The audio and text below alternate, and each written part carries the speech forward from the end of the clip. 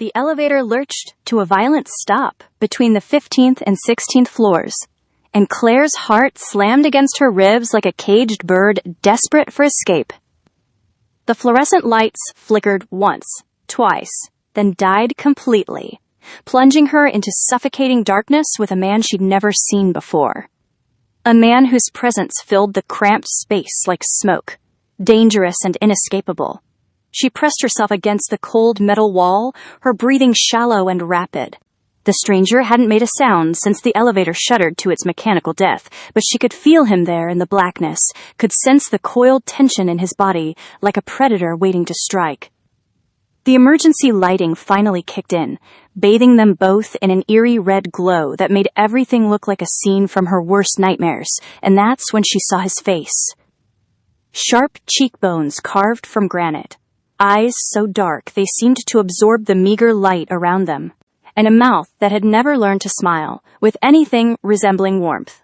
He wore a suit that probably cost more than her monthly rent, tailored to perfection, across shoulders that looked like they could carry the weight of the world, or crush it, depending on his mood.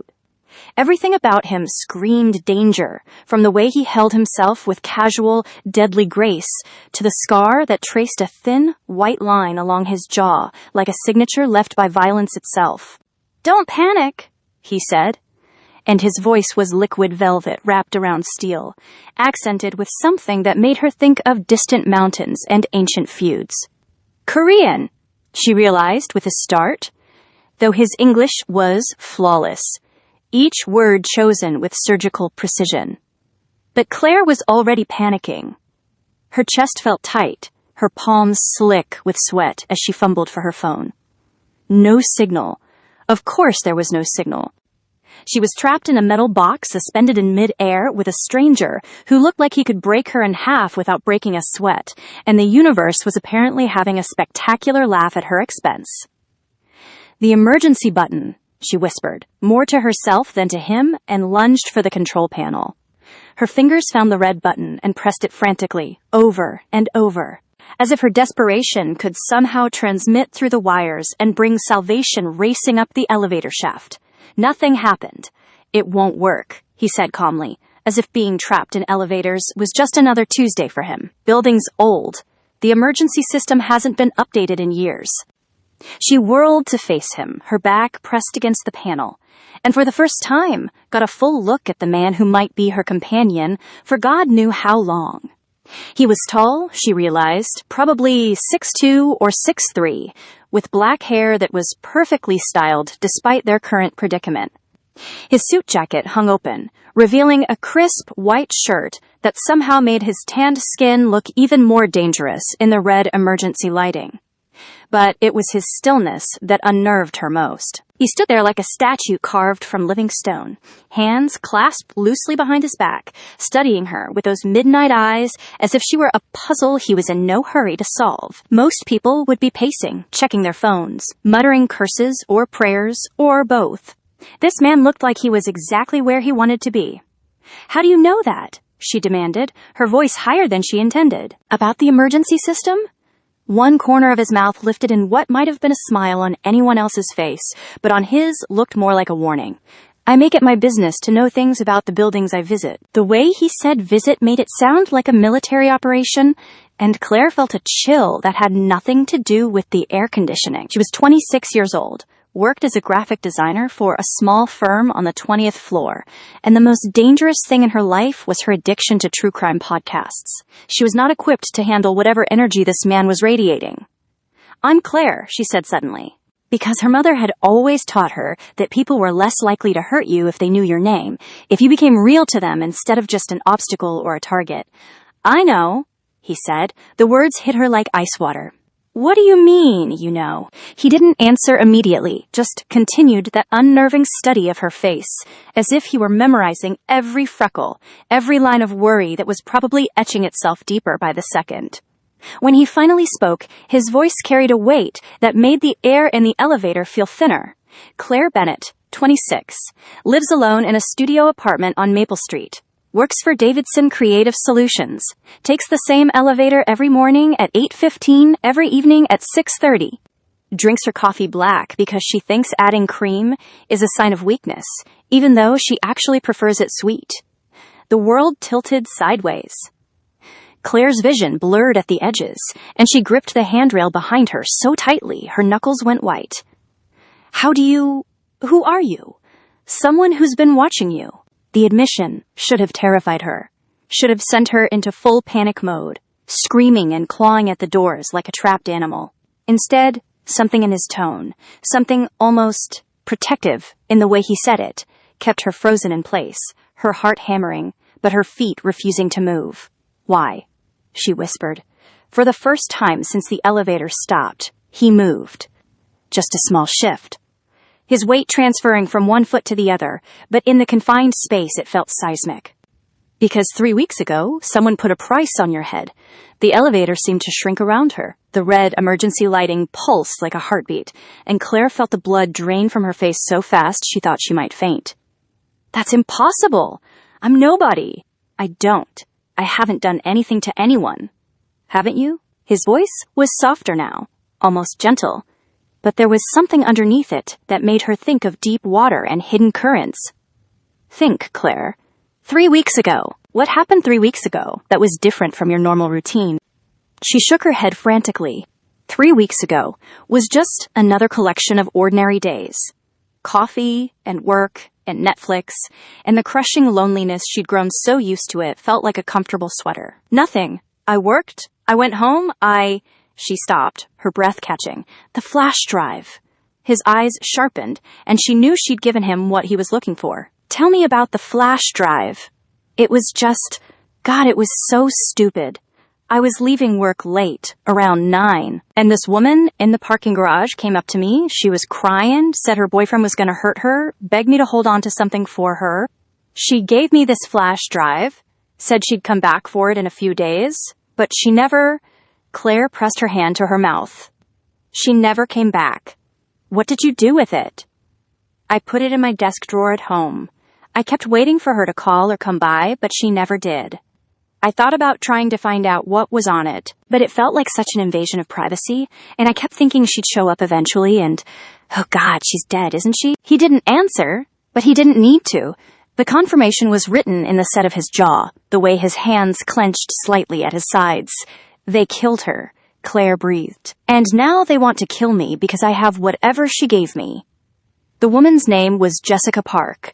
She was a forensic accountant who discovered something she shouldn't have. Something that could destroy some very powerful, very dangerous people. His voice was matter of fact, as if he were discussing the weather instead of murder and conspiracy. She tried to run. They found her 2 days later in the river. Claire's legs gave out, and she slid down the wall until she was sitting on the elevator floor, her knees drawn up to her chest. This wasn't real. This couldn't be real. These things didn't happen to people like her. People who lived quiet lives and paid their taxes, and never even got parking tickets. I don't understand, she whispered. If they want the flash drive, why don't they just break into my apartment and take it? Why do they need to kill me? Because Jessica was smart. Whatever's on that drive, it's encrypted, probably password protected, maybe even biometrically locked. They need you alive to access it, to hand it over willingly, or to torture the information out of you. He paused, and when he continued, his voice had gone deadly quiet. But once they have what they want, you become a liability, a witness who knows too much. The elevator felt like a coffin now, small and airless and final. Claire buried her face in her knees and tried to think, but her brain felt like it was wrapped in cotton. This morning, she'd been worried about a client presentation and whether she had enough milk for her cereal. Now she was apparently marked for death by people who killed forensic accountants and dumped them in rivers. Hey, his voice was closer now, and she looked up to find he'd crouched down in front of her, balancing easily on the balls of his feet. This close, she could see that his eyes weren't actually black. They were the darkest brown she'd ever seen, like coffee without cream, and there were flecks of gold around the irises that caught the emergency lighting. Look at me, Claire. She did, even though every instinct told her to look away, to not meet the gaze of a predator. But there was something in his expression that wasn't quite what she'd expected. Concern, maybe. or something that might have been concern if it came from anyone else. "You're not going to die," he said, and the certainty in his voice was like an anchor in the storm of her panic. "I won't let that happen." "Why would you care? You don't even know me. I know more about you than you think." He reached out slowly, telegraphing his movement like he was approaching a spooked horse, and touched her chin with just the tips of his fingers. His skin was warm, slightly rough, and the contact sent an electric jolt through her that she absolutely did not have time to analyze. "I know you volunteer at the animal shelter every Saturday. I know you leave your bedroom window open at night because you like the sound of rain, even though it's not safe. I know you cry at commercials about reuniting soldiers with their families, and you always give your spare change to the homeless veteran outside the coffee shop on 5th Street. Her breath caught. "You've been watching me." "For 3 weeks. Since Jessica Park died, and we figured out who she'd given the drive to." "We?" Something shifted in his expression, a door closing behind his eyes. "People who have an interest in seeing that certain information doesn't fall into the wrong hands." "What kind of people?" But even as she asked, she was beginning to understand. The expensive suit, the too perfect English with that slight accent, the way he moved like violence, was a language he spoke fluently. The way he'd known about the emergency system in the building. The way he talked about watching her like it was a job instead of a crime. "You're not police." "No." "FBI?" "No." Claire's mouth went dry. "What are you?"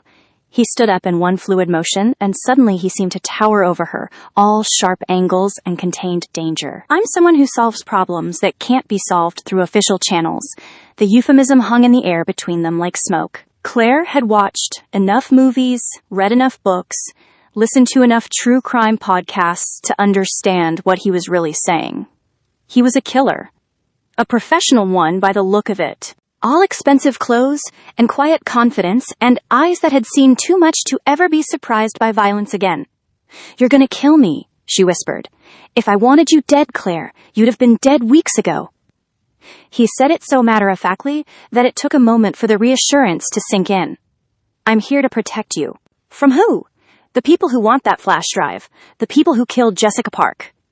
He paused, his jaw tightening almost imperceptibly. "The people I used to work for." The admission hit her like a physical blow. He'd used to work for the people who wanted her dead. Which meant he was either the answer to prayers she'd been too afraid to voice, or the most elaborate trap imaginable. "Why should I trust you?" she asked. "Because right now, I'm the only thing standing between you and a very unpleasant death." It wasn't exactly a comforting thought, but it was a practical one. Claire had always been practical, even when her world was falling apart around her. Even when she was trapped in an elevator with a man who might be her salvation or her destruction, and she had no way of knowing which until it was too late to matter. "What's your name?" she asked. "You can call me Jin." It wasn't his real name, she was sure of that. But it was something, a small piece of humanity to hold onto in the middle of what felt like a nightmare. "Jin what?" "Just Jin." The elevator chose that moment to shudder, a deep metallic groan that seemed to come from the very bones of the building. Claire's heart leaped into her throat, and before she could think about it, she scrambled to her feet and pressed herself against the far wall, as if a few extra inches of distance would save her if the whole thing came crashing down. Jin didn't move, didn't even seem to notice the building's mechanical death rattle. He just watched her with those unreadable dark eyes, his hands still clasped loosely behind his back, as calm as if they were having coffee instead of potentially plummeting to their deaths. "How are you so calm?" she demanded. "Panic won't change our situation? Our situation being trapped in a broken elevator that might fall at any moment? The elevator isn't going to fall." He said it with the same certainty he'd used to promise she wouldn't die, and against all logic, she found herself believing him. The cables are rated for 10 times the weight capacity. Even if the primary brake system failed, there are multiple backups. The worst that will happen is we'll be stuck here until maintenance arrives tomorrow morning. Tomorrow morning? The thought of spending the night trapped in this metal box with him made her stomach clench with something that wasn't entirely fear. "Can't you call someone?"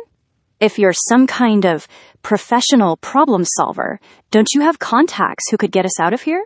My contacts aren't the kind of people you call for elevator repairs. Right, because his contacts were probably the kind of people who made other people disappear, not the kind who fixed mechanical problems. Claire wrapped her arms around herself and tried not to think about what that meant for her long-term survival prospects. So we just wait. We wait. And then what? When we get out of here, what happens to me? Jin was quiet for a long moment, studying her face in the red emergency lighting. When he finally spoke, his voice was softer than it had been, almost gentle. That depends on what you want to happen. I want to go back to my life. I want to pretend none of this ever happened and go back to worrying about client presentations and whether I remembered to set my DVR. She laughed, but it came out harsh and brittle. But that's not really an option, is it? No, it's not. The honesty hurt more than a lie would have. Claire sank back down to the floor, her back against the elevator wall, and tried to process the reality of her situation. Her old life was over. The quiet, ordinary existence she'd built for herself was gone, swept away by a flash drive she'd been too kind-hearted to refuse and too decent to examine. "What are my options?" she asked. "You could disappear. New identity, new life, somewhere far away from here. It's not easy, and it's not cheap. But it's possible. And spend the rest of my life looking over my shoulder, wondering if today's the day they find me." Yes. What else? We could retrieve the flash drive, turn it over to the right people, let them handle the situation. The right people being who, exactly? And how do I know they won't just kill me anyway once they have what they want? Jin's mouth quirked up in what might have been approval. You're smarter than most people in your situation. Most people would take the first option without thinking it through. Most people probably haven't spent their entire adult lives watching crime documentaries and reading about serial killers. Claire pulled her knees up to her chest again, a defensive posture that made her feel slightly less vulnerable. So, who are these right people? Law enforcement? Federal prosecutors?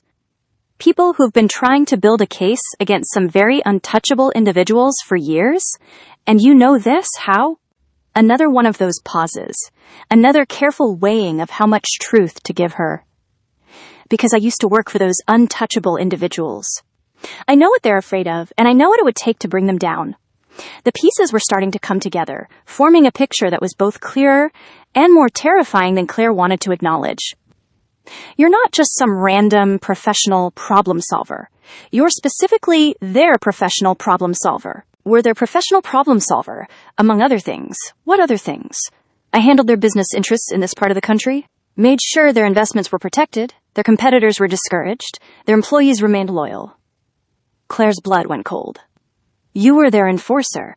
I was many things to them, including a killer. Jin didn't deny it, which was somehow worse than if he had. He just stood there in his expensive suit with his perfect posture and his terrible, beautiful face, and let her fill in the blanks with all the darkest possibilities her true crime-addled mind could conjure. "How many people?" she whispered. "Does it matter?" "It matters to me." Why? Because she was trapped in an elevator with him, because her life was in his hands, because some part of her that she didn't want to examine was drawn to him, despite everything logical and sane screaming at her to be afraid. Because even knowing what he was, what he'd done, she felt safer with him than she had in weeks. Because I need to know what kind of man is promising to protect me, the kind who's very good at violence when it's necessary. And is it necessary now? To protect you? Yes. The certainty in his voice should have terrified her. Instead, it sent a warm curl of something that felt dangerously like relief through her chest. She'd been alone for so long, facing the world with nothing but her own determination and a healthy dose of caffeine. The idea of someone else taking responsibility, someone capable and dangerous and utterly confident in his ability to handle whatever came at them, was more appealing than she wanted to admit. "Why?" she asked. "Why protect me? If you used to work for them, why turn against them now? Because some lines shouldn't be crossed. And they crossed one. They crossed all of them. The elevator shuddered again, a deep grinding sound that seemed to echo through the shaft. This time, Jin did react, his head tilting slightly as he listened to something Claire couldn't hear. His whole body went still in a way that reminded her of a cat focusing on a sound in the walls, every sense suddenly alert. "What is it?" she whispered. "Someone's coming." "Maintenance?" "No." His hand moved to his jacket, and Claire caught a glimpse of something dark and metallic nestled in a shoulder holster. "Get behind me." "Jin? Now, Claire." She scrambled to her feet and pressed herself against the back wall of the elevator, her heart hammering so hard she was sure it would give her away to whatever was coming for them. Jin positioned himself between her and the doors, his stance shifting into something that looked casual but felt lethal. His hand remained inside his jacket, fingers wrapped around what she was now certain was a weapon. The sounds from above were clearer now, metallic scraping and muffled voices. Someone was definitely in the elevator shaft, moving with purpose toward their stranded car. Claire held her breath and tried to make herself as small as possible, suddenly grateful for every action movie she'd ever mocked for their improbable plot twists. "How many?" she breathed. "At least 3, probably more." "How can you tell?" "Experience." The scraping sounds stopped directly above them. Claire could hear voices now, low and urgent, though she couldn't make out the words. Jin's whole body was coiled like a spring, ready to explode into motion at the first sign of threat. "What do we do?" she whispered. "Whatever I tell you to do when I tell you to do it. No questions, no hesitation. Your life depends on it." The ceiling panel above them shifted with a soft grinding sound, and Claire bit her lip to keep from making a sound. A thin beam of light sliced through the darkness, followed by another, as whoever was up there prepared to drop down into the elevator car. Jin drew his weapon in one smooth motion, the metal catching the emergency lighting like liquid mercury. It was bigger than she'd expected, more substantial, and the way he held it spoke of a familiarity that was both reassuring and deeply unsettling. "Remember," he said quietly, never taking his eyes off the ceiling, "whatever happens, stay behind me." The first man dropped through the opening like a spider descending from its web, landing in a crouch with predatory grace. He was dressed in black tactical gear, his face covered by a balaclava, and he had his own weapon drawn before his feet touched the floor. The second followed immediately, then a third, until the elevator that had felt cramped with just the two of them became a nightmarish sardine can of armed men with glowing eyes and deadly intent. "Miss Bennett?" the first man said, his voice muffled by the mask but unmistakably American. "You're a very difficult woman to find." Claire pressed herself harder against the wall, as if she could somehow phase through the metal and escape. But there was nowhere to go, no way out except through these men who had come for her like something out of her worst nightmares. "She's not going anywhere with you," Jin said, and his voice had gone completely flat, emotionless in a way that was more terrifying than any threat. "And you are? Someone you should have done more research on before coming down here," the man laughed, a sound like breaking glass. "We know exactly who you are, Kim Jin-woo, the ghost of Seoul, the dragon's left hand." Very impressive resume. Claire's breath caught. Kim Jin-woo. So Jin was his real name after all, or at least part of it. And apparently he was famous enough in certain circles to have earned himself a nickname that sounded like it belonged in a martial arts movie. "Then you know what I'm capable of," Jin said. "We know what you used to be capable of. But that was when you had an army behind you, wasn't it? Now you're just one man with one gun, outnumbered 4-1 in a confined space with nowhere to run." The man's weapon never wavered from Jin's chest. "Step aside. This doesn't have to involve you. Everything involving her involves me now." Something in the way he said it made Claire's chest tight with an emotion she didn't have time to identify. Possession, maybe, or protectiveness, or something that lived in the space between the two. Whatever it was, it sent heat curling through her, despite the circumstances, despite the very real possibility that they were both about to die in this metal box suspended between floors. "Your funeral," the man said, and raised his weapon.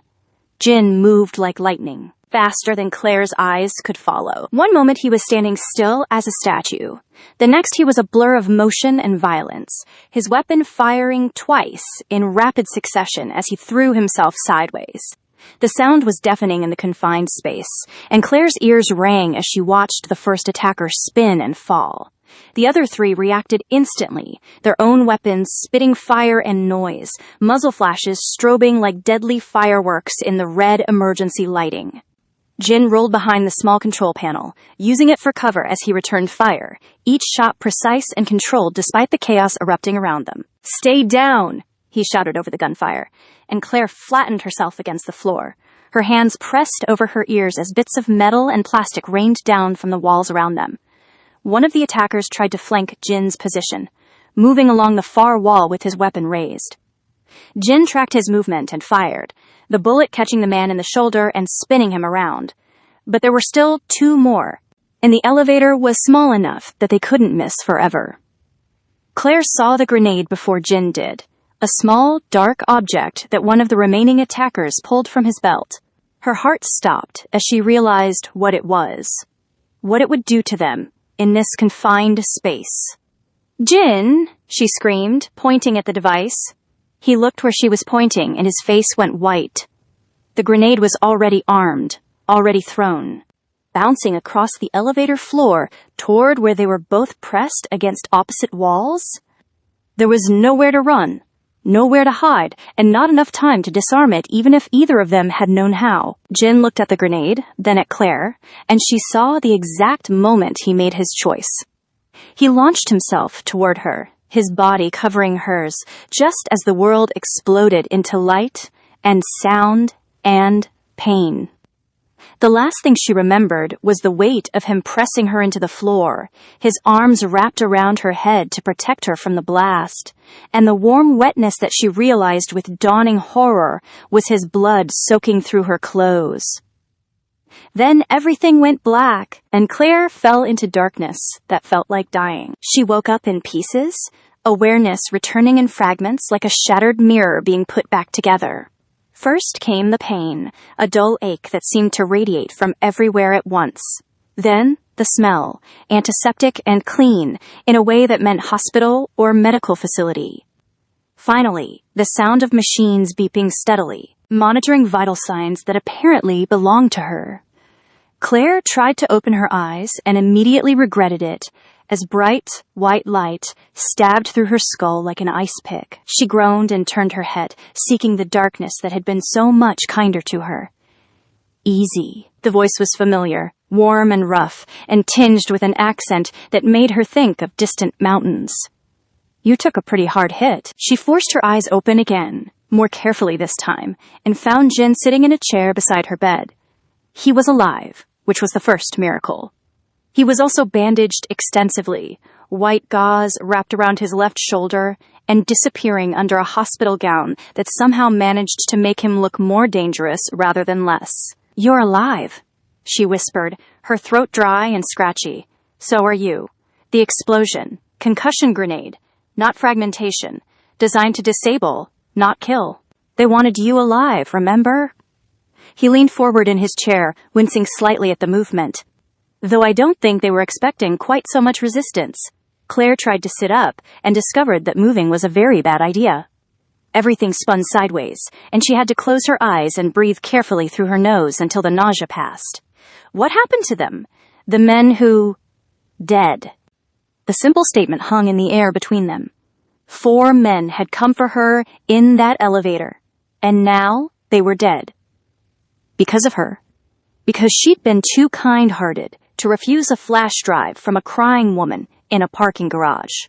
"How many people have to die because of me?" she asked. "None of this is because of you, Claire. It's because of what's on that flash drive and the people who are desperate to keep it from seeing daylight." "Same thing." "No, it's not." Jin's voice was firm, brooking no argument. Jessica Park died because she uncovered evidence of crimes that powerful people want to keep hidden. Those 4 men died because they chose to come after an innocent woman with violent intent. You are not responsible for any of it. Claire wanted to believe him, needed to believe him, because the alternative was accepting that her simple act of compassion had set off a chain of events that was piling up bodies like cordwood. But belief was a luxury she wasn't sure she could afford anymore. "Where are we?" she asked instead. "Safe house. Medical facility that caters to people who can't exactly check into the local emergency room. People like you. People like us now." The correction was gentle but unmistakable. Us.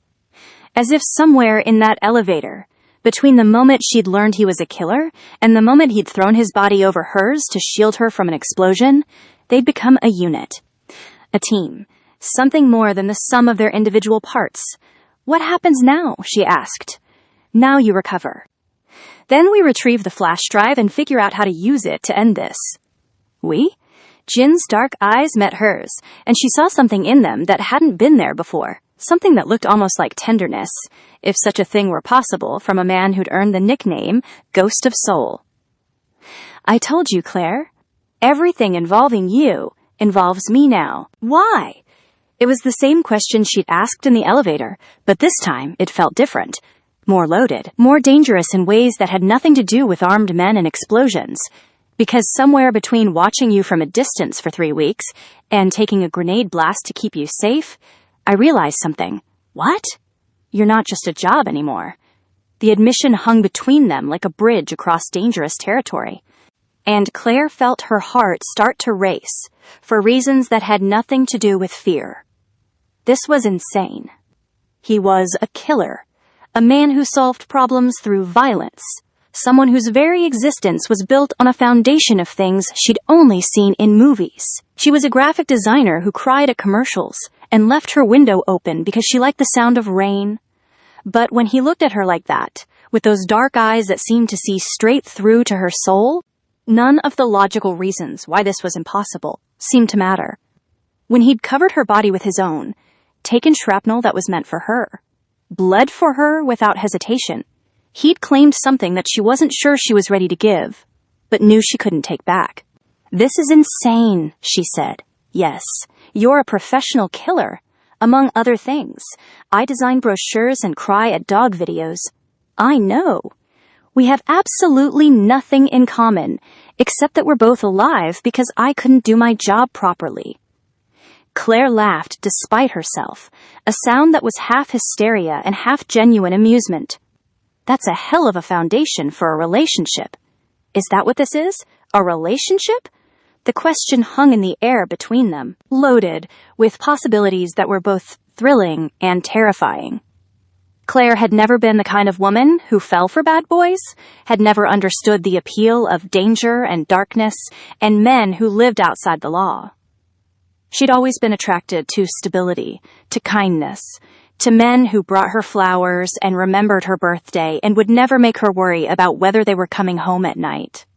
But looking at Jin now, seeing the careful way he held himself to avoid aggravating his injuries, the protective set of his shoulders even while sitting in a hospital chair, the way his eyes never stopped scanning their surroundings for potential threats, she realized that safety wasn't just about avoiding danger. Sometimes, safety was having someone who would face any danger for you. Someone who would put their body between you and harm, without a moment's hesitation. "I don't know what this is," she admitted, "but I know that when I thought you were going to die in that elevator, when I saw your blood, it felt like something vital was being torn out of me."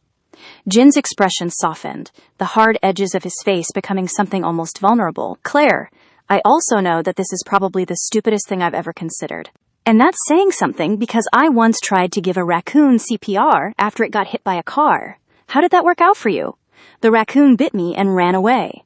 I had to get rabies shots." She met his eyes, saw the hint of amusement there despite everything they'd been through. "I have a feeling this might end similarly. I promise not to bite you and run away." "What about the rabies shots?" "Can't make any guarantees about those." They were flirting. Somehow, in a medical facility for criminals and killers, while she was concussed and he was bandaged and there were people actively trying to murder them both, they were flirting like teenagers at a coffee shop. It should have been absurd. Instead, it felt like the most natural thing in the world, like finding a piece of herself she hadn't even known was missing. "Jin," she said, suddenly serious. What happened to you? What made you turn against the people you worked for? His face closed off immediately, all traces of warmth and humor disappearing behind a mask of carefully controlled neutrality. That's not a conversation we need to have right now. When will we have it? When you're strong enough to handle the answer. I'm stronger than you think. I know exactly how strong you are, Claire. I've watched you for 3 weeks, remember? I've seen you cry over a lost dog on the street and then spend 4 hours in the rain looking for it. I've seen you stand up to your asshole boss when he tried to blame you for his mistakes, and I've seen you hold a complete stranger while she cried about her dead husband in the grocery store checkout line. Jin's voice was quiet, intense. You have more strength in your little finger than most people have in their entire bodies. But the things I've done, the world I come from, it changes people. It corrupts them. And I won't be responsible for corrupting you. Maybe that's not your choice to make. Maybe it is. They stared at each other across the small space between her bed and his chair, and Claire could feel the weight of all the things he wasn't saying, all the secrets and sins and darkness that he was trying to protect her from. She wanted to push, wanted to demand answers and explanations, and the full truth of what she was getting herself into. But there was something in his eyes that stopped her.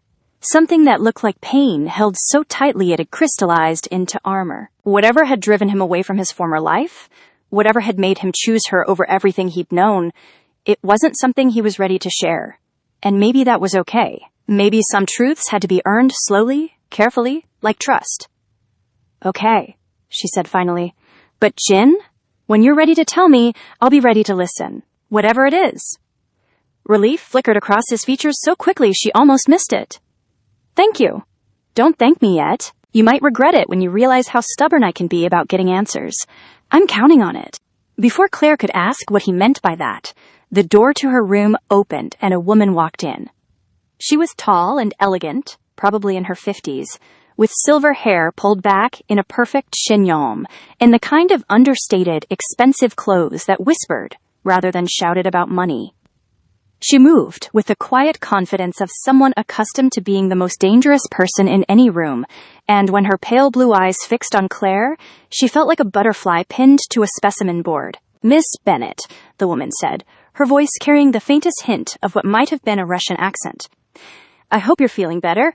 Jin tensed in his chair, his hand moving automatically toward where his weapon would be if he were wearing anything other than a hospital gown. Katerina, I wasn't expecting you. Were you expecting anyone, darling? The woman smiled, but it didn't reach her eyes. After the spectacular mess you made of what should have been a simple extraction? Did it? Or did it stop being simple the moment you decided that one pretty girl was worth burning down everything we've built together? The tension in the room ratcheted up several degrees, and Claire found herself holding her breath. She didn't know who this woman was, but the way Jin was looking at her, the careful stillness that had settled over him, told her everything she needed to know. This was someone from his old life, someone with the power to hurt them both. Who are you? Claire asked, proud that her voice came out steady despite the fear clawing at her throat. Dr. Katerina Volkov, the woman replied, inclining her head in a gesture that was somehow both polite and condescending. I run this facility. I've also had the pleasure of working with Jin for the past 5 years. Working with him how? I provide medical services to people who operate outside traditional legal frameworks. Jin has been one of my most frequent patients, though usually his injuries are more professionally acquired. Claire's blood went cold. This woman had been patching Jin up after he killed people, had been enabling his work, facilitating it, making sure he could go out and do it again. And now she was here, in this room, looking at Claire like she was a problem to be solved. What do you want? Claire asked. What I want, my dear, is for this entire situation to go away quietly. What I want is for the flash drive to be retrieved and handed over to the appropriate parties, for the unfortunate misunderstandings of the past few days to be forgotten, and for everyone to return to their normal lives with a minimum of bloodshed.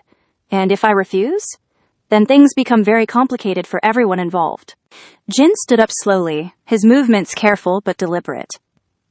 Despite his injuries, despite the hospital gown and the bandages, he managed to project an aura of barely contained violence that made the temperature in the room drop several degrees. Katerina, he said, his voice soft and deadly. "I think you should leave." "Should I, darling? Even though I'm the only thing standing between your little pet and a very unpleasant conversation with some very unpleasant people?" My little pet? Claire felt her own temper flare at the casual dismissal, the way this woman talked about her like she wasn't even there. "I'm right here, you know, and I have a name." "Of course you do, dear." Claire Elizabeth Bennett, born in Portland, Oregon, graduated from State University with a degree in graphic design. Currently employed by Davidson Creative Solutions for the past 3 years. No siblings, parents divorced when you were 12, mother remarried and moved to Florida, father drinks too much and pretends you don't exist. Katerina smiled, that cold, empty smile. "See, I know your name. I know everything about you." "Then you know that I'm not just going to hand over the flash drive and pretend none of this happened, don't you? Even if it means saving Jin's life?" The words hit Claire like a physical blow. She looked at Jin, saw the way his jaw tightened, the way his hands clenched at his sides. "What does that mean?" "It means, my dear, that Jin's decision to go rogue has put him in a very precarious position. The people he used to work for don't take betrayal lightly, and they have very long memories. The only thing keeping him alive right now is the hope that he can convince you to cooperate. And if I don't, then he becomes expendable, a loose end to be tied up permanently." Claire felt the world tilt sideways.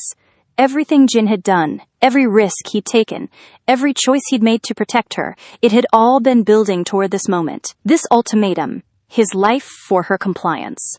"That's not how this works," Jin said, his voice like ice. "That's not the deal we made.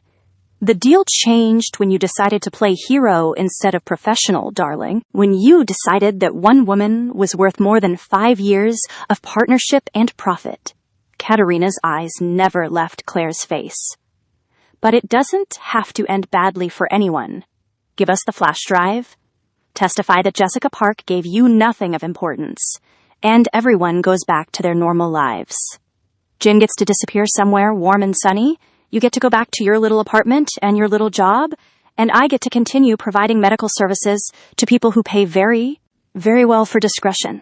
And if I refuse, then Jin dies, probably very slowly and very painfully, and you end up in a shipping container bound for somewhere that doesn't extradite to the United States.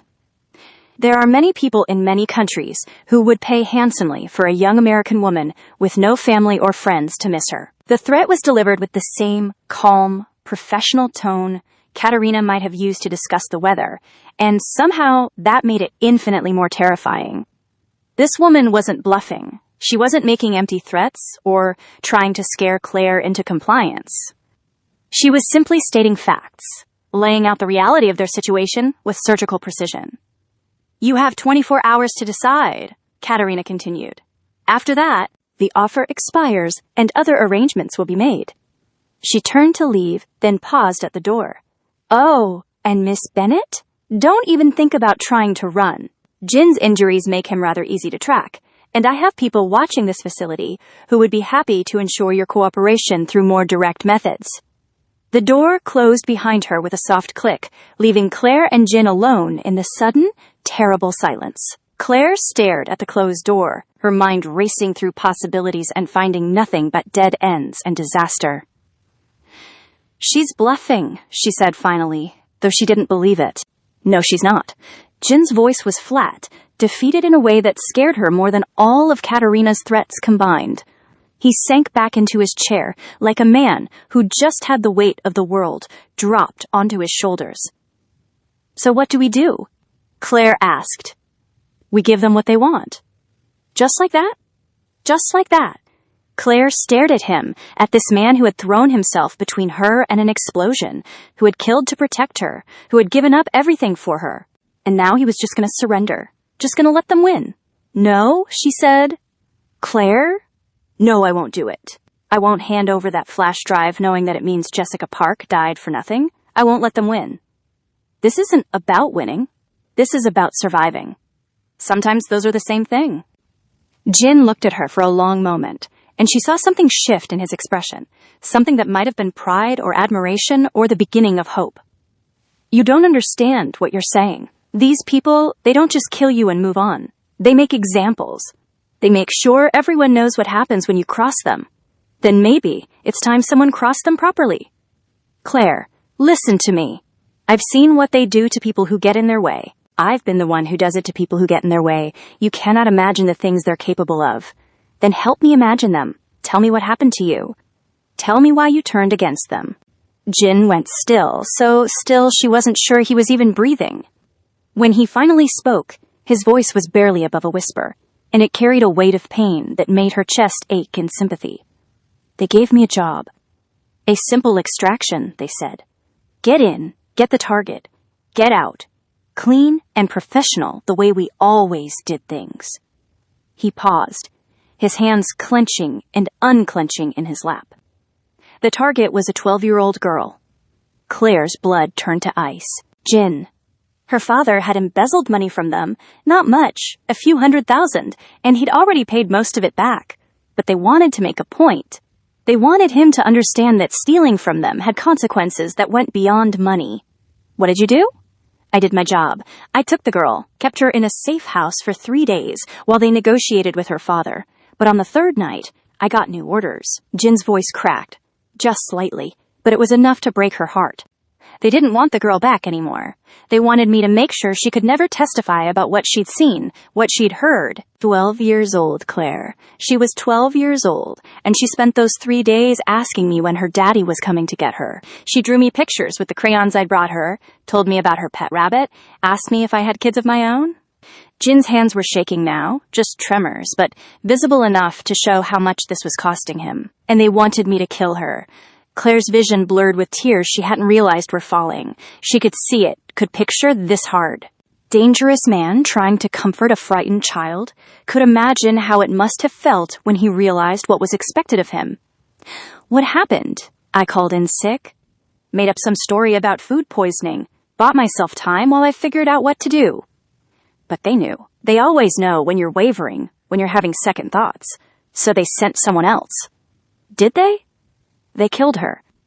Made it look like an accident, carbon monoxide leak in the safe house. By the time I got there, it was too late. Jin looked up at her, and his eyes were filled with a grief so raw and terrible that she had to force herself not to look away. Her name was Amy.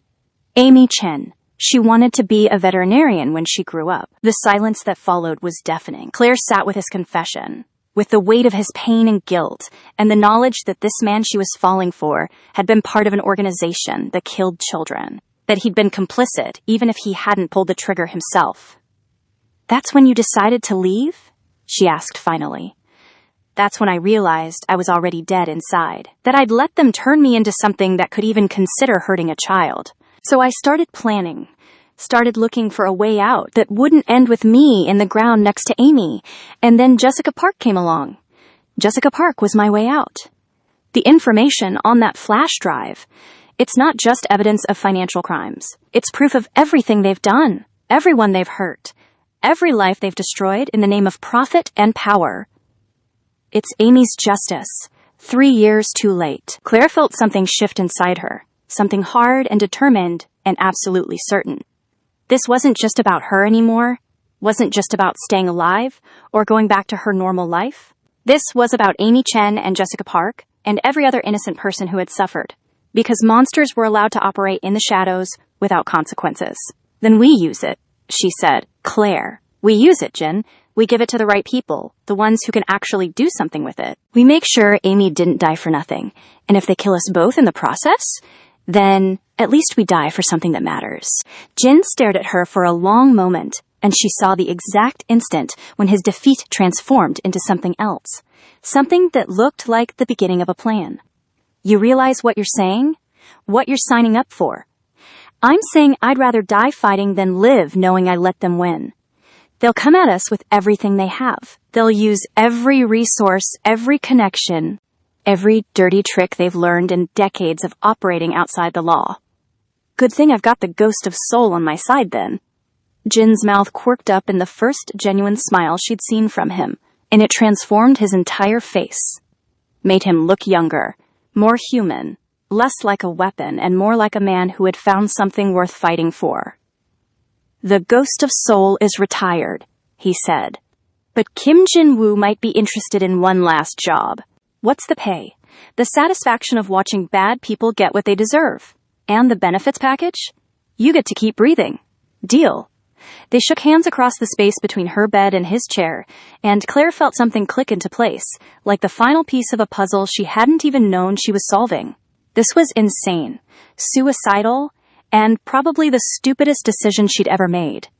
It was also the most right she'd felt in her entire life. So what's the plan? She asked.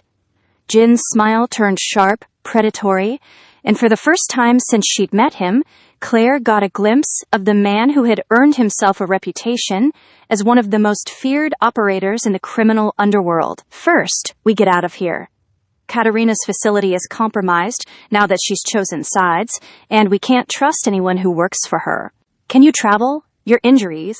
I've worked with worse. Claire didn't doubt it. Where do we go? Somewhere they won't expect us to go. Somewhere we can access the flash drive safely and figure out the best way to get it to people who can use it. And then? Then we wait for them to come for us, and we make sure we're ready when they do.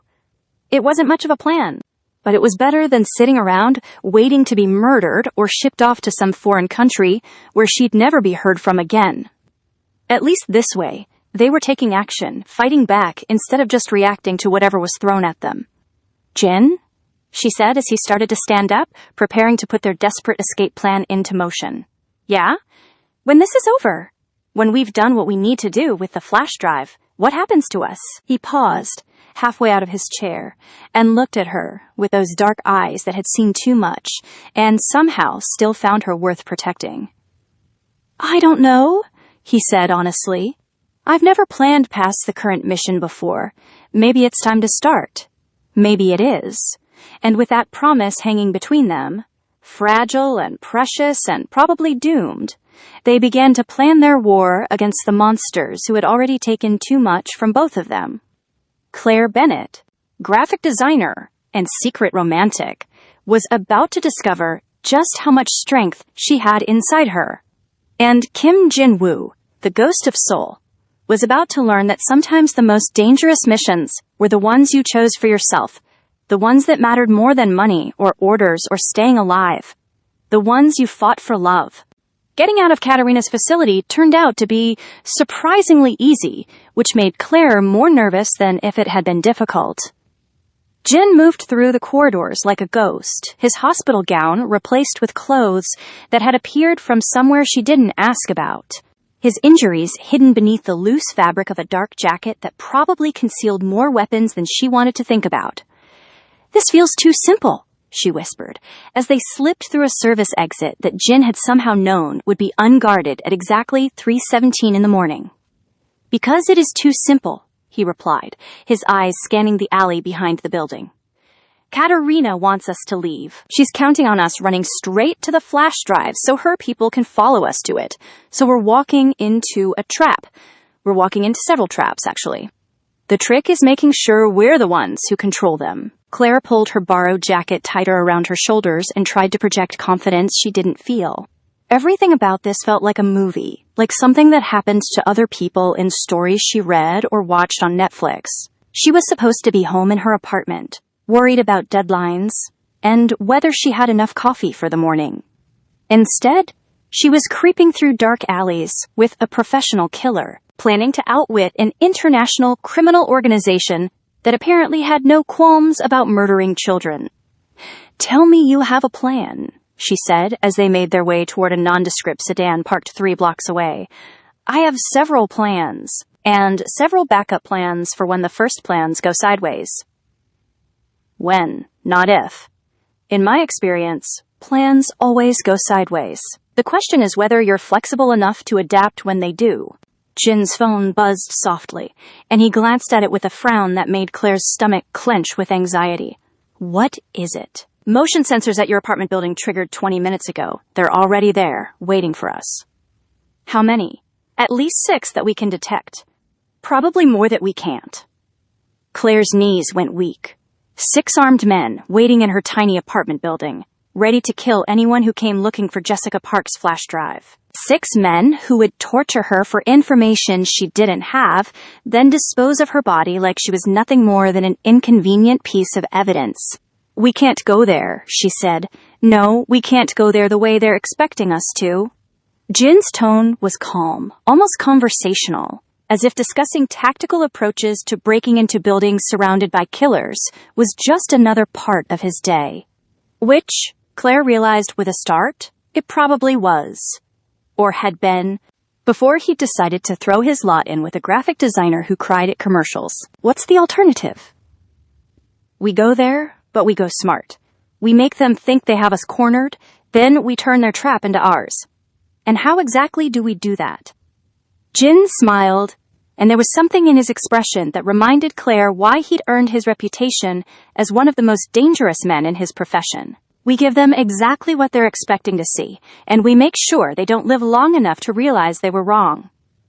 30 minutes later, Claire found herself crouched in the utility room of her apartment building's basement, surrounded by pipes and electrical panels, and the constant hum of machinery that kept the building running. Jin had somehow procured enough equipment to outfit a small army, including communication devices, body armor that he'd insisted she wear despite her protests that it made her look like a black-clad turtle, and what appeared to be enough explosives to level half the block. "This seems excessive," she whispered, watching him attach something that looked like a small electronic device to the main electrical panel. "Excessive is surviving when everyone expects you to die." "What does that thing do?" "When I trigger it, it'll cut power to the entire building for exactly 90 seconds. Long enough for us to move, not long enough for backup generators to kick in." "And the explosives?" "Insurance. If things go very badly, I want options." Claire tried not to think about what constituted things going very badly in Jin's world. She was pretty sure that for most people, being surrounded by armed killers in your apartment building would already qualify as things going very badly. For Jin, it was apparently just Tuesday. "Are you sure about this?" she asked as he finished his preparations and turned to face her. In the dim light of the utility room, he looked like something out of her darkest fantasies.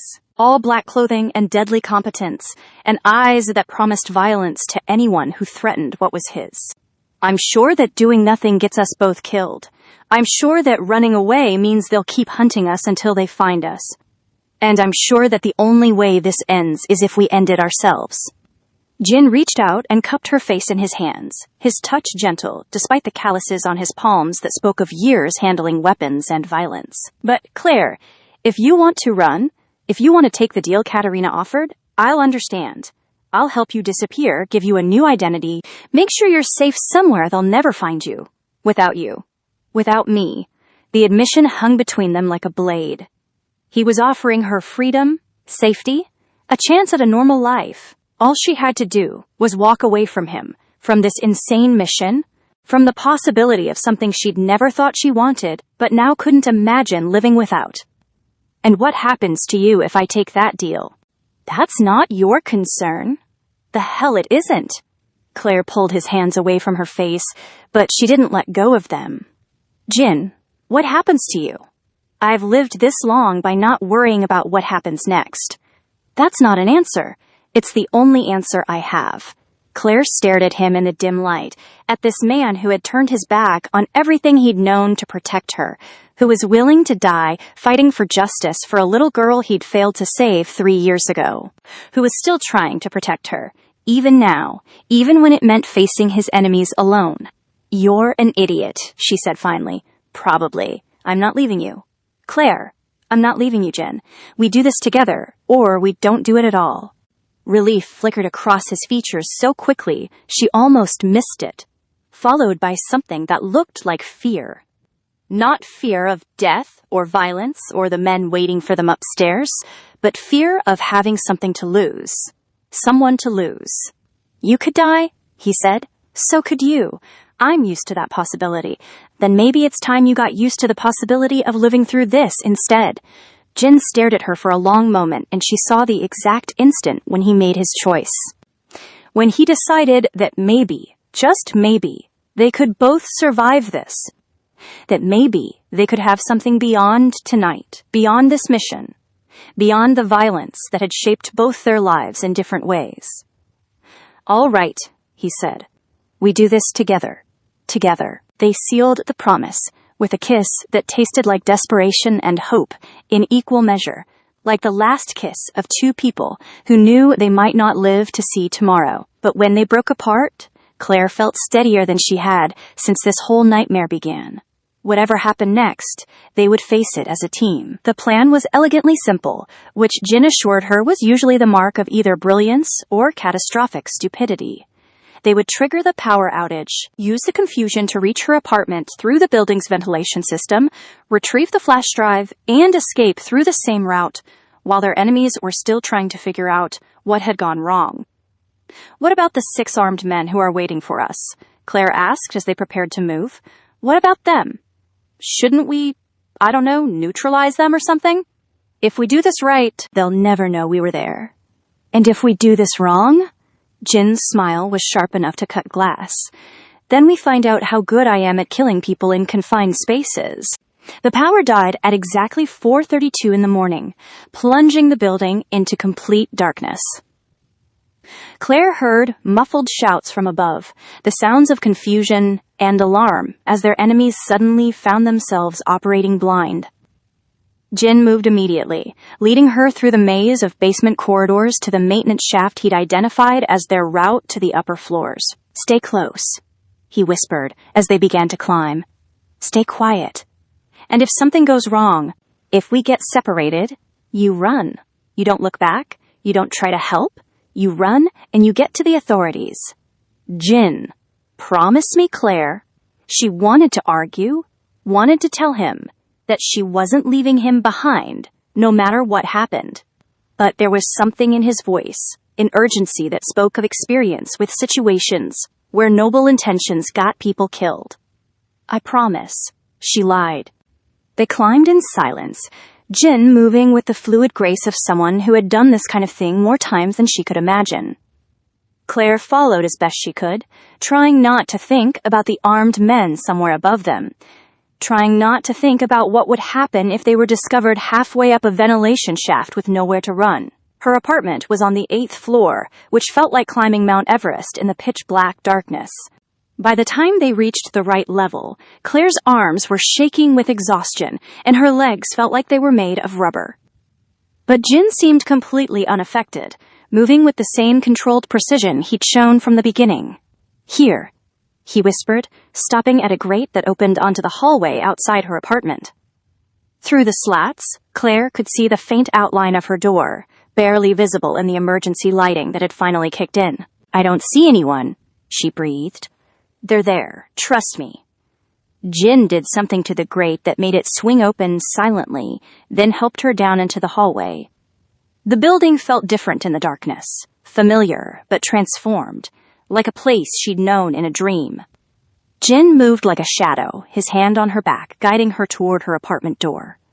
"Keys," he whispered. Claire fumbled in her pocket, her hands shaking as she found her key ring. The metal seemed unnaturally loud in the silence, every small sound magnified by the darkness and the knowledge that they were surrounded by people who wanted them dead. The lock turned with a soft click, and Jin eased the door open inch by inch, listening for any sound from inside. Claire's apartment was small enough that there weren't many places to hide, but in the darkness, every shadow could conceal a threat. Claire's apartment had been destroyed. Furniture overturned, drawers pulled out and dumped, her belongings scattered across the floor like the aftermath of a tornado. They had been thorough, systematic, tearing apart her life in search of Jessica Park's flash drive. "Bedroom," Jin whispered, and they picked their way through the debris toward the back of the apartment. The bedroom was in the same state as the living room, her clothes scattered everywhere, her mattress slashed open, and the stuffing pulled out. But the desk in the corner, the little wooden desk she'd bought at a yard sale when she first moved in, that was still intact. Still hiding its secret in the bottom drawer, where she'd left it 3 weeks ago. Claire knelt beside the desk and pulled out the drawer, her hands fumbling in the darkness until her fingers found the small electronic device that had started this entire nightmare. The flash drive was smaller than she'd remembered, Innocuous looking, just a piece of black plastic and metal that contained enough evidence to destroy lives and topple empires. "Got it," she whispered. That's when the lights came on. "Well, well," said a voice from the doorway. "Look what we have here." Claire's heart stopped. Standing in the entrance to her bedroom were 3 men in tactical gear, weapons drawn and pointed directly at her and Jin. Behind them, she could see more figures moving through her destroyed living room, at least 6 altogether, just as Jin had predicted. "The famous Ghost of Seoul," the leader continued, his voice carrying a slight accent that she couldn't place. "And his little pet. You've caused us quite a bit of trouble." Jin shifted slightly, positioning himself between Claire and the armed men, his hand moving toward his jacket. "Not nearly as much as I'm going to cause you." "I don't think so." The leader smiled, a cold expression that didn't reach his eyes. "You see, we've been expecting you. Dr. Volkov was kind enough to let us know about your little plan to retrieve the drive. We've been waiting here for hours, just hoping you'd be stupid enough to walk into our trap. Katerina sold us out," Claire breathed. "Dr. Volkov is a practical woman. She knows which side of this conflict is going to win." The leader's smile widened. "Now, Miss Bennett, if you'd be so kind as to hand over the flash drive, we can end this unpleasantness without any more violence." Claire clutched the drive tighter, her mind racing. They were surrounded, outgunned, trapped in her own apartment with nowhere to run. But Jin had promised they had backup plans, contingencies for when things went wrong. She had to trust that he knew what he was doing. "Go to hell," she said. The leader's expression darkened. "I was hoping you'd say that. Boys, kill the ghost. Keep the girl alive until we have the information we need." Everything happened at once. Jin moved like lightning, his weapon appearing in his hand as he threw himself sideways, using the bed for cover as bullets tore through the air where he'd been standing. Claire hit the floor and rolled, clutching the flash drive against her chest as chaos erupted around her. The room exploded into violence, muzzle flashes strobing like deadly fireworks in the darkness. Jin's weapon spoke twice, 3 times, and one of the attackers spun and fell. But there were too many of them, too many angles of attack in the confined space. "Claire, run!" Jin shouted over the gunfire. But there was nowhere to run. The only exit was blocked by armed men, and the windows were 8 floors up. They were trapped, and for the first time since this began, Claire felt the cold certainty of approaching death. That's when the building exploded. Not the whole building, just the floors above them. A controlled demolition that sent debris raining down through the ceiling and filled the air with dust and smoke. The lights went out again, emergency alarms screaming as the building structure groaned and shifted. "What the hell?" the leader started to say. Then his words were cut off by the sound of boots in the hallway, moving fast and with purpose. "Federal agents," a voice shouted. "Everyone on the ground now." The cavalry had arrived, and Claire had never been happier to hear anything in her entire life. FBI agents poured through her apartment, tactical lights cutting through the smoke and chaos, weapons drawn and voices sharp with authority. The men who had been trying to kill them suddenly found themselves caught between Jin's position and a squad of federal agents with automatic weapons and a very bad attitude about people who murdered American citizens. The fight was over in seconds, bodies hitting the floor as the professionals took control of the situation. "Jin!" Claire called out, scrambling through the debris toward where she'd last seen him. "Here!" His voice was strained, and when she found him behind the overturned bed, she saw why. Blood was soaking through his jacket, more blood than there had been after the elevator explosion, and his face was pale with pain and shock. "Oh, God, Jin!" Claire pressed her hands against the wound, trying to stop the bleeding. "Stay with me, okay? Help is coming." "The drive," he whispered. "Do you still have it?" She held up the small device, still clutched in her bloody fingers. "Got it. Good. That's good." Federal agents were securing the scene around them, calling for medical assistance. taking control of the situation with the kind of professional competence that reminded Claire why she paid taxes. One of them, a woman with short gray hair and the bearing of someone accustomed to command, knelt beside them. "I'm Agent Patterson, FBI," she said. "We've been tracking this situation for weeks. Miss Bennett, I understand you have something that belongs to us." Claire looked down at the flash drive, then at Jin, who nodded weakly. "Jessica Park gave this to me," she said. "She said her boyfriend was going to hurt her. Jessica Park was one of our informants. The information on that drive is enough to take down one of the largest criminal organizations operating in North America." Agent Patterson held out her hand. "We've been waiting for this for a very long time." Claire handed over the drive and felt a weight lift from her shoulders that she hadn't even realized she'd been carrying. It was over. The nightmare that had started with a crying woman in a parking garage was finally over. "What about Jin?" she asked as paramedics arrived and began working on his injuries. "That depends on him," Agent Patterson said. "We know who he is, what he's done, but we also know what he's given up to make this possible. There might be room for negotiation if he's interested in cooperation." Jin's eyes found Claire's, and she saw the question there. After everything they'd been through, after all the violence and fear and desperate hope, what happened next? "I'm interested," he said quietly. 6 months later, Claire stood in the courthouse steps, watching Jin emerge from the federal building in a suit that actually fit him properly and made him look less like a dangerous killer and more like a very attractive businessman who happened to have fascinating scars. The witness protection program had been good to both of them.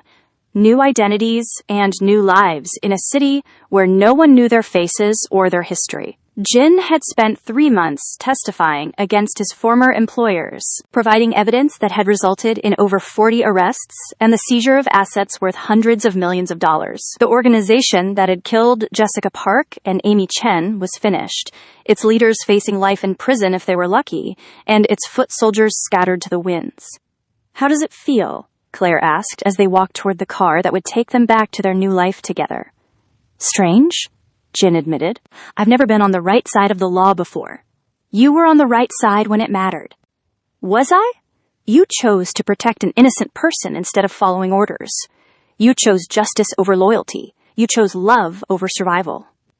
Claire stopped walking and turned to face him, there on the courthouse steps with the afternoon sun shining down on them like a benediction. "That sounds like the right side to me." Jin reached out and took her hands, the same gentle touch he'd shown her that first day in the elevator, when her world was falling apart and he was the only thing standing between her and disaster. "I chose you," he said. "Everything else just followed from that. And I chose you back. Even though I'm a killer. Even though you're a killer who turned his life upside down to save someone he barely knew. I know you now. Yes, you do." They kissed there on the courthouse steps, 2 people who had found each other in the darkness and decided to build something bright together. It wasn't a fairy tale ending, because real life was more complicated than that.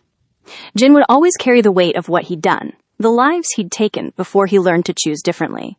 Claire would always remember the fear, the violence, the moment she'd thought she was going to lose him. But it was their ending, earned through fire and blood, and the kind of desperate courage that only came from having something worth fighting for. They had each other, they had their new life, and they had the knowledge that when the world had tried to destroy them, they'd fought back and won. So what happens now? Claire asked as they got into their car, ready to drive back to the apartment they shared, the life they were building together one day at a time. "Now we figure out what normal looks like," Jin said. "I'm not sure either of us knows how to do normal. Then we'll learn together." Claire smiled and reached over to take his hand, their fingers interlacing like pieces of a puzzle, finally finding their proper places. "I love you, Jin. I love you too, Claire." And as they drove into the sunset, toward whatever came next, neither of them looked back. The elevator that had brought them together was just a memory now, a broken metal box that had somehow become the birthplace of something beautiful. They had survived the darkness, chosen each other over safety, and found that sometimes the most dangerous thing you could do was open your heart to the possibility of love. The ghost of soul was gone, retired permanently in favor of a man who had learned that protecting one person completely was worth more than controlling everyone partially. Claire Bennett, graphic designer and secret romantic, had discovered that she was brave enough to fight for what mattered, strong enough to stand beside someone whose past was written in blood and shadows. Together, they drove toward tomorrow, toward the life they would build with their own hands, toward the love that had been forged in an elevator between the 15th and 16th floors, and tempered in the fire of everything that had tried to destroy it. Some stories begin with once upon a time. Theirs had begun with a broken elevator and a stranger who turned out to be exactly what she needed. Not a prince in shining armor, but something better. A man who chose to be worthy of her trust, her love, her faith in the possibility that even the darkest hearts could learn to beat for something other than violence. In the end, that was enough. More than enough. It was everything.